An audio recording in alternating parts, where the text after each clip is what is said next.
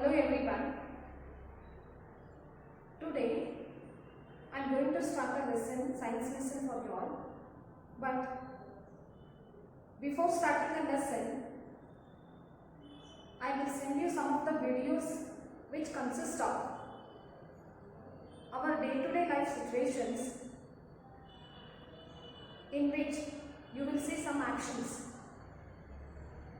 You observe them and later we will discuss those videos, the actions of those videos in detail to understand our physics concepts.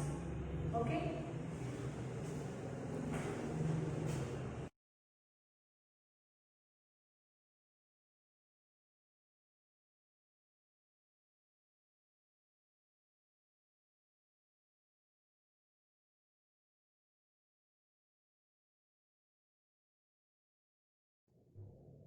Hello everyone, and today I am going to start the physics part of your science, and the first lesson in the physics is force and pressure. Force and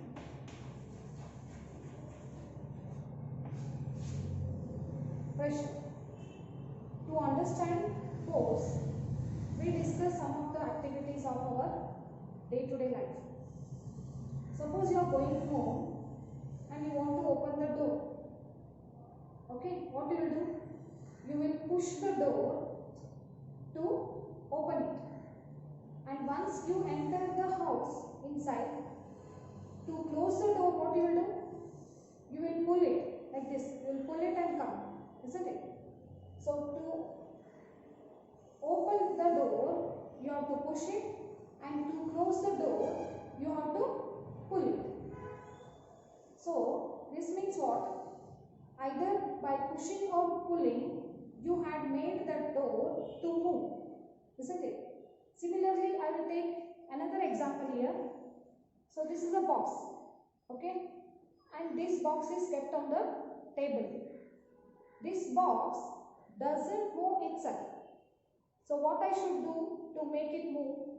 That's what I have to do. I have to push it like this. Then only it starts moving. Suppose I want to take that box towards me again. What I have to do now? I have to pull it. So this is how we can understand that all the objects, they themselves will not move. We have to either push them or pull them. So this push or pull is nothing but applying a force on the objects. Okay. So I'll take some other examples now. You children are very well know about the games. So assume that you are a cricket player and you are a good batsman. Then when the ball is coming towards you and you have a bat, what you will do in the cricket match? You will hit that ball like this in the direction you want, isn't it?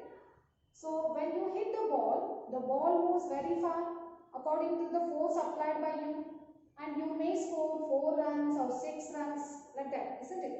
So here, when you hit the ball, that hitting is nothing but applying the force on you. Okay, and suppose if you are a football player, what you will do in the football ground? You have to kick the ball here.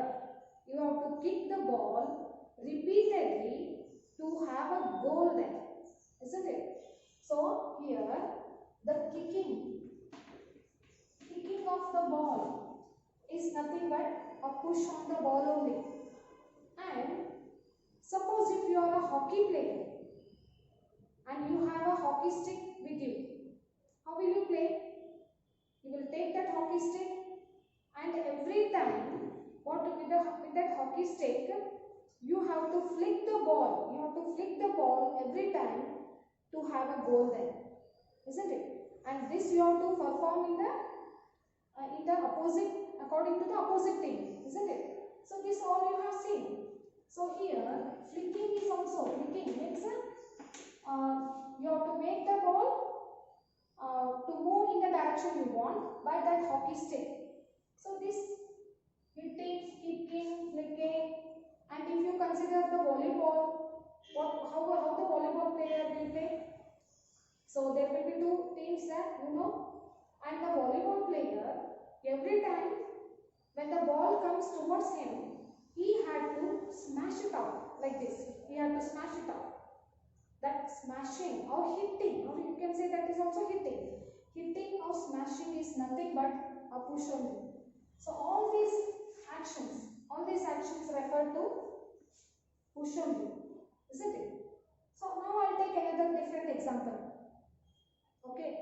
So suppose there is a bucket here with a full of water, and I have to take that bucket to that side.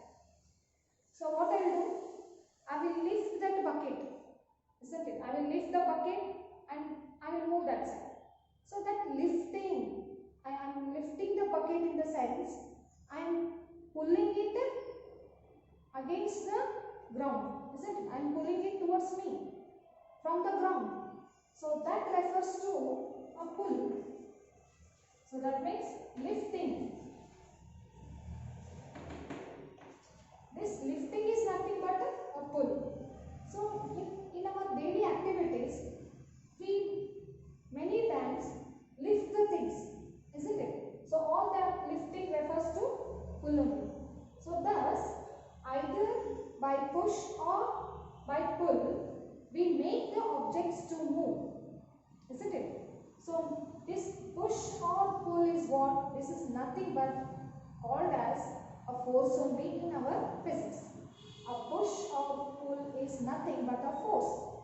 We call it as a force in the physics concept. Okay. So then how will you define force now? Force. How will you define the force? Force is nothing but a push. A push or pull on object that make it to move.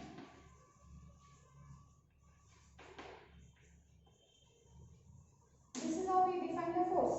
A push or pull on objects that make it to move. Okay. So this is, I hope you understood what is force. So now we will discuss in detail about the force. The concept force. So how force happens? That we will discuss now. So that is force. Force is due to interaction, we say. Forces are due to interaction. Forces are due to interaction. That means what? So here the box is there on the table. It is at rest, we say. Means it is not moving itself. It is there on its place only. So we say that it is at rest. And I am standing here stationary. Means I am also not doing anything on the box. So the box will not move now. So then what I should do to make the box to move? I have to definitely push it, isn't it? Then only the box moves. That means what? There should be interaction between the box and me to happen a force. There should be interaction between the two objects or two bodies for a force to happen. So therefore we say that forces are due to the interaction. So here in our textbook there is a good example given about the forces are due to the interaction. So here you can see the person is standing behind the car. In this first picture you can see the person is standing behind the car and the car is not moving. But in the second picture you can see the person is pushing the car and the car starts moving now, isn't it? So this means there is an interaction between the car and the person so that the car starts moving. And in this example you can see here the two girls are pushing themselves in the opposite direction. Okay, and whoever will be the stronger, that girl will push that another girl and she may fall down, isn't it? So here also you can see the best interaction between the two girls, isn't it? But in this example, you can see the two girls, they are pulling each other in opposite directions, isn't it? Both the girls are pulling each other in opposite direction, okay? And they are balancing themselves, they are playing, they are balancing themselves. So here also they are applying the force on each other, and the effect of the force is equal there. So hence they are balancing each other. And here you can see the bull is there and one farmer is there, and the bull is tied with the rope. The farmer is pulling the bull towards him, but what does the bull making here? The bull is not moving that towards him, whereas it is moving, it is trying to move away from that person. That means what? Here also the two bodies, they are applying the force on each other but in opposite directions, isn't it? So here from all these examples we will come to know that a force is due to the interaction between two objects, at least two objects. So the forces are due to the interaction between objects, we can say. And next about the force, we'll go to the next point, that is the exploring the force. Exploring the force. Assume that there is a heavy object here, one heavy box is there, and one person,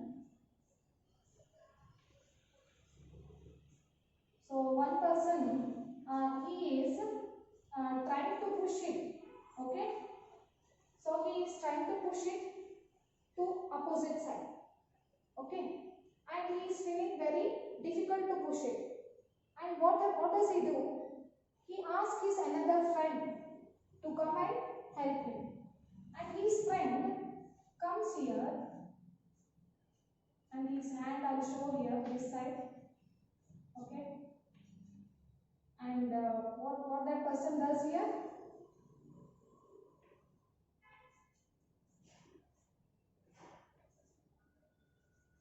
Okay. So this person, he also comes here and helps his friend to push that heavy object. So what actually happens now? The first person who is applying the force on the heavy object, and it is not easy for him to make it move. But when he asks his friend to help him, both the persons are pushing down. What happens? The resultant force will be the sum of the two forces applied there, isn't it? And now the object moves this side, isn't it? So this is one example, and another example I will take the same but little bit different. So what I will take is the first person is already pushing here, you know, isn't it? And okay, so the first person is pushing this object, okay, and now he asks his friend to come in the opposite direction, and this friend comes now here.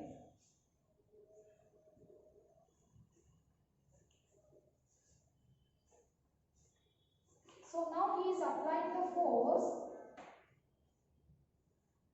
this side in the opposite direction.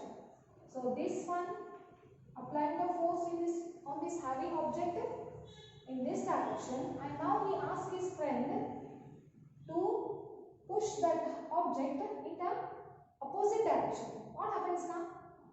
So here whoever the force is greater, so the box moves in that direction. Suppose this person is having the greater force on the object, it may move like this towards this person, and he, at the same time this person is also pushing here. That means what? He is also pushing, and he is not having the stronger force, and he is not able to push it. So it may happen like this. And suppose if both the persons are having equal forces, then what happens? The object will not move only, isn't it? So this is how, by these two examples, we can explore the force. So what we can say is, so when the two forces are acting in the same direction, then the net force will be the sum of the two forces applied here. So try to understand it. When the two persons are pushing, that means what? When the two forces are acting in the same direction, the net force is the sum of the two forces applying on the object here. But in this case, the two persons are applying the force in opposite direction. Then the net force will be the difference of these two forces acting on the object. Okay. So now I'll take one good example which is given in your textbook, that is a tug of war. A tug of war. So here you can see. So this is an example. You can see here all of you have played, I think so. So when you are children, means when you are in primary school, you have played this type of a game. This is a tug of war. So here what the children are doing, you see here, there are two teams here. Okay, they are holding the rope and they are trying to pull each other in the opposite direction, isn't it? So they are trying to pull each other in the opposite direction. If the forces are equal, then what happened to the rope? Nothing will happen to the rope, isn't it? They will be trying to push in opposite direction and they are applying the force equally.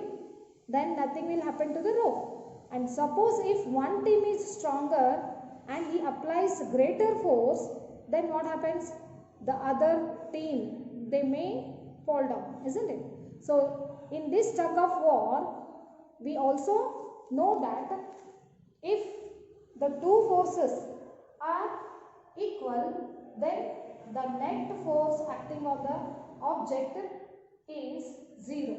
That means what, in a tug of war, if the two forces are equal and are acting in opposite direction, then the net forces acting on that object is 0. That means they are balancing, we can say.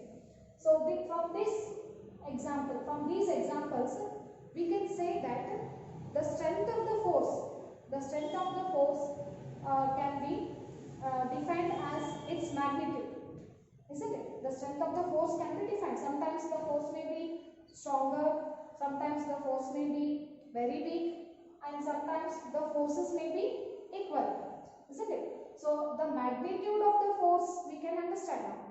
So what is the magnitude of the force? What is the unit of the force? The force we can measure, isn't it? The strong force, the weak force, and the equal forces we said now. So then we can measure the force in physics. So how do we measure the force? So for that we say the unit, isn't it? There is one system international is that. So we say that system international means internationally approved by all the countries. That is called a system international. So the system international unit of force is Newton. So already you heard the name Newton, isn't it? Newton is the name of the scientist. So to respect him, in his name only kept for the unit of force. The SI unit of force is Newton. Then what is 1 Newton? What is Newton? What is 1 Newton then? So try to understand it. So there is a object here with a mass 1 kg. Okay, and this 1 kg of object has to be moved 1 meter per second. 1 meter per second. Then the force applied on that object is 1 Newton. Newton means N. In short, we write it as a N. So 1 Newton force is required to make 1 kg of object to move 1 meter per second. So this is the definition of Newton. 1 Newton means 1 Newton of force is required to make 1 kg of mass of an object to move 1 meter per second. So in other words, 1 kg of mass of an object is moved 1 meter per second by 1 Newton of force. So this way we can define a Newton, 1 Newton. Okay. So in today's class we have discussed what is force and how the forces happens, how the forces comes to the objects there, and exploring the force means what the forces may be stronger, they may be weak, or sometimes they may be equal, isn't it? So the magnitude of the force also we defined as the Newton here, and we understood what is Newton. Okay, we'll continue with the next class. Thank you.